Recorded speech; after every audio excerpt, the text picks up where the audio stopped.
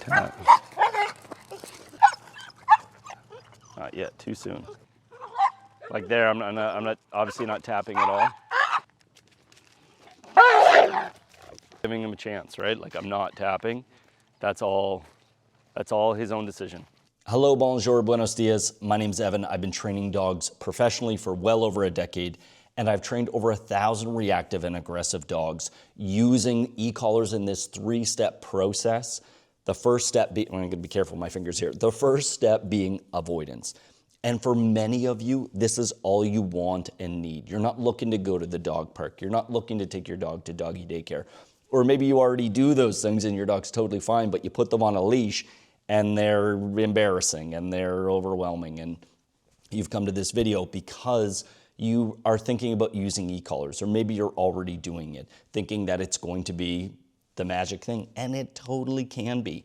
The way that we're doing and using the e-collar is the same way you would use the leash, creating a negative to go, stop focusing on the other dog. I need you to pay more attention to me than the rest of what's going on around here. So I'm gonna break down this lesson. This is Nitro. He's a 2-year-old pit. He's a rescue. All right, now walk to the other side of the road, but tap and don't let him pull you. And he is tap. Put your hand on the leash. Obsessively staring at my black lab in the back of the car. I'd zoom in, but you still wouldn't see her. She's choosing avoidance. If we do zoom in as much as I can here, we can see that she's looking away from him. Should have got a yellow lab, eh? So, and he's just hyper focusing. So when you hear me say tap, we're using the e-collar, which he's already been conditioned to. This is not a conditioning process. Like if you think you're just gonna slap an e-collar on your dog and start hitting buttons and have them understand what it means, you are greatly mistaken. They need to go through a conditioning process in order for them to understand, hey, this is coming from me, and it leads to a reward. Most of the time food, maybe play, typically food, because then it's not as adrenalized. The dog should know what it means, which is why I'm tapping and I'm saying tap for the owner's sake and for your sake. But the dog is already conditioned to, it means so turn around and come back. Let me work him for a second. You keep your hand on the leash, and here's how I want you to have your hand on the leash. So what the client had, honest rookie mistake is he's got the leash attached to his belt loop right now. I don't care if you got Levi's or the best American-made jeans or Gucci. Gucci's probably a bad example, but that could go horribly wrong if you got your leash attached to your belt loop. If you're using an e-collar, it's gonna be in your right hand. For all the lefties out there, you and I both know you live in a right-handed world and you know how to use your right hand. So this is the end of the leash. You put your hand through there. Now you've got a form of a lock. Your hand is around the remote. So there's lock 1. Lock 2 happens like this. Yes, this is an audio cable, but you grab it like this, put it around your thumb, and then close your hand around the leash. Again, you just loop it over your thumb and close it like that. Now you've got this, and then you can let go of this entirely to grab food, to grab a toy, to pet them. Wouldn't really recommend doing that in this situation, but you can still have your remote and you've got a lock there, then you can pick up the leash again. What's interesting is all this whining and whimpering and all these noises from Nitro right here is excitement. So now you've got double. The tail wagging is also excitement. It doesn't necessarily mean happy. I think he actually can be quite social, but remember, the goal is that your dog can turn away from another dog, to not focus on them when you tell them to leave it or no, or whatever your cue word is to say, stop doing that and start paying attention to me, please and thank you. But he currently can't do that. And so we're using the e-collar in this scenario to try to teach that. Okay, 10. Okay. This is an Ecollar Tech remote. It's got 100 individual levels. They come in different sizes. I'll link a video down below if you don't have an e-collar yet and you're trying to decide which one is the right one for you and your dog. So I didn't tap at all there. So red, red, red. I've got the red button set to continuous, Red. which feels a little bit longer than momentary. When I say up, I was like 15, 18, 23, 23, 23. All those numbers are very dependent on the dog. There. And so that, Okay, so we finally got him to turn. We finally got him to acknowledge, and that's all done beforehand.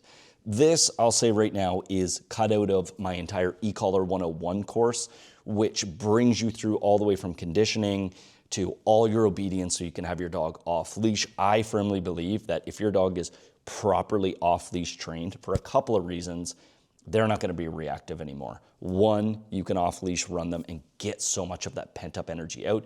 Two, your obedience is going to be at a much higher level. Your dog is going to be so much more engaged with you. And there's a full breakdown on how to do that in the course, link in the description.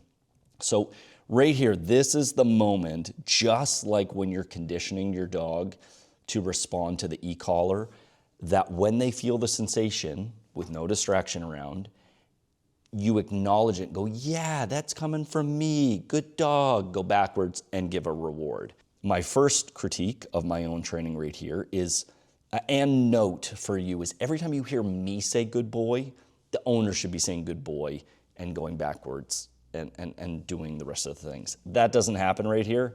Fault where, of like, mine, he felt it, sorry wasn't sure what Nitro. to do.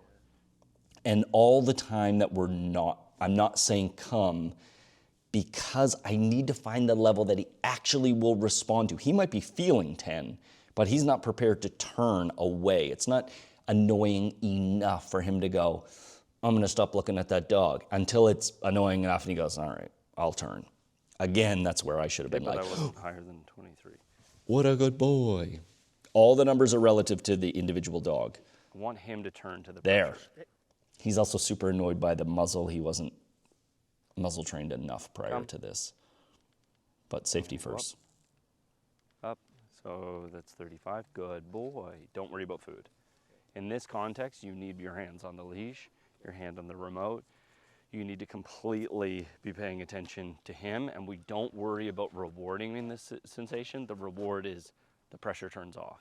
So some dog trainers don't train with food at all. I typically like to use food a lot, but until you get very confident and comfortable what's going on, just pressure on and pressure off. Pressure on being I'm staring at the other dog, and pressure off meaning I'm not staring at the other dog. Ideally, they're staring at you, is more than enough to help your dog understand. They can focus more instead of like run back, gobble, gobble, gobble, turn right back around, because so many of your dogs are used to, I eat, I'm done. Sit, good dog, feed them, they get up and they leave, right? Which is a problem with your marking system, which again, I cover in the course. Okay. Tap, tap, tap. So you can see his little ear wiggle away there. He can feel that number, but now he's ignoring it again because I dropped the level He's got to down. break his focus though. So I go up till I find that level. Boy. And again, we didn't go back and give food. And you'll see very soon that this all works out very well. We could say come, but we want to make sure that the button is going to do its work. Now, my dog is being a little So this statue. is not tapping. Now just ask him to come. So a little bit of confusion there as to like, Pause it, Tim. I Come on. don't worry really about the treats. want. Don't worry about the treats. Good. Come on, Nitro, come. Good boy, good boy. Good. That's great. And so I'll- go back, go, keep going. Good. Another tap right there. So to there, continue to the only move time I again. hit the button is when he stopped. So let me just go back for a second. Let's say your dog gets in this situation where they stop and they get a little bit confused, or they're like, I don't want to walk by the dog again. That would have been a great opportunity to go away from the other dog and go, yep, perfect, great. The other dog's not going to follow you, whatever. The downside of that is that if you get your dog to turn their back to the other dog, sometimes then they get a little bit worried and they're constantly looking back over their shoulder going, where's the other dog? And secondly, he's going home in this context. He's going back into his driveway, so getting him past. So let's say, hypothetically, I was at 25 when he's like staring to get him to change. And then he locks up here a little bit to be like, I don't really want to go Just by. ask him to come. Come on. And we ask him to come. Positive to him. Come on. Don't worry about the treats. Don't worry about the treats. Good. Although the treats in that context of just being like, oh, over here would have been great. But right there, if I hit the button, which I did, I went down super low to like 8 to 12, probably. I don't know the exact number. But it's just that little nudge, the same way you'd pull the leash. But oftentimes, as you probably experience, when you pull the leash, the dog locks up more and they go, nope, I'm not moving. Sometimes that's a problem with the tool that you have attached to your leash. Maybe it's a harness, maybe it's a flat collar. That can be a problem. And so that's what we're looking for. Pay attention to me. Go back, keep going. And then he gets locked up. She obviously moved a little So bit. there, the only time I he's hit the like, button is when he stopped. All right, and then we run it again. Good. So he's not staring, I'm not tapping. Tap, tap. He's like stopped to slow down. Tap. He's looking, but I'm at 11 now. Okay, so that could be an entire lesson right there. Mission accomplished. He's not staring at the dog. Now, some of you might be saying, I don't have a dog in my family group or friend group that will be a little statue and stay in the back of the car. You, link in the description, can get yourself a fake black lab. It's just a stuffed animal, but so many dogs are like, this is definitely a real dog. Now, just like my dog is looking away from the other dog, you got to position that dog, because if you have the dog face on, that's confrontational. Maybe you want that, but maybe your dog's not ready for that in that moment. Let's continue. So now say, let's Okay, go. so same drill, but now my dog's moving. Look at the choice he made right there. I want to go back for a second. He chose to go on the other side of his human and break heel. I am 100% for dogs breaking their obedience in order to make a better choice. So if you've taught the dog, heel is on the left and you must stay exactly in this pocket, and the dog's like, but it means I'm closer to the other dog, and that creates conflict for me, and I get corrected every time I go over there. You want to let them break heel and go over here and be somewhere else. Tap, But see, tap. the leash is a little Too much tight, staring. Tap, tap, tap. and so we tap. couldn't break Good. heel. He's got to learn to break eye contact. Part of this is he's jumping up trying to get the muzzle off too, is half of this. Like there, I'm not obviously not tapping at all. Okay, keep your head up, keep moving. Good. So did you see what I did there? So in this process, you have 2 buttons, and you need to know your dog's response to those buttons. You've got 3 buttons. You've got momentary, you've got continuous, and you've got vibration. Sometimes the vibration is all that it takes for your dog to go, whoa, I didn't like that. But it's oftentimes a correction or a punishment, even though it's just a vibration, even though it's not electric stimulation. And it can be more than enough to get the dog to go, whoa, I didn't like that. I guess I'll stop staring, I'll avoid. And remember, this is just step 1 of 3 with the ultimate goal of having him around other dogs. So in this last scene right here, I was tapping the button very seldomly, but then when he went to lunge for the dog, I used the continuous button to apply the whole time you're trying to charge at this dog. And I would have loved to give him more leash in this context to learn that when you run at other dogs, the pressure is on. And then when you stop or turn around, it turns off. And some dogs can't handle that. And it's just too overwhelming for them. He learns pretty quickly. The button. While he was like, I'm charging towards her, I held down the button. And so now look at this. Held down He the goes, button. not worth it. I'll just walk. Good. Again, this would have been a fantastic place to just end the lesson, because it's a lot for a dog. It's not fun for the dog. Something that I'm a huge fan of is take a break and just go let them smell something and pee on something. I don't let them do that just right after they're like charging. I don't go like, oh, you're beyond threshold, let me just give you a break.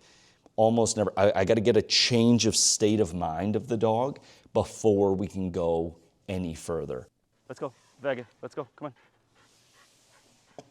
come on, come on. So walks together, getting them to walk side by side after we've done the avoidance. It's happened a So few this is all to him, times. and then too much. Too long of staring, okay? So that was like, brrr, let go. At 25, come on. And then 5. Still making bad For me. choices, but Come on, you girl. gotta think this dog has made bad choices for years. This is one lesson. And then I dial up, dog's getting close.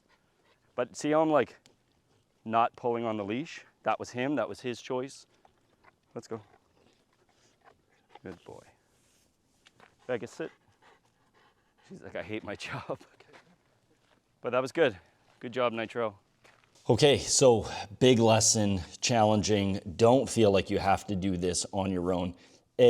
Check out the course. It's going to give you a step-by-step process. This was extremely difficult, and this dog, by the end of one lesson, a challenging lesson, a very challenging lesson, is able to walk by another dog that he 30 minutes prior wanted to kill. And so if you're curious about how to properly condition your dog to the Ecollar, watch this video right here and it will get you started. And as always, know that you're loved. Bye, meow.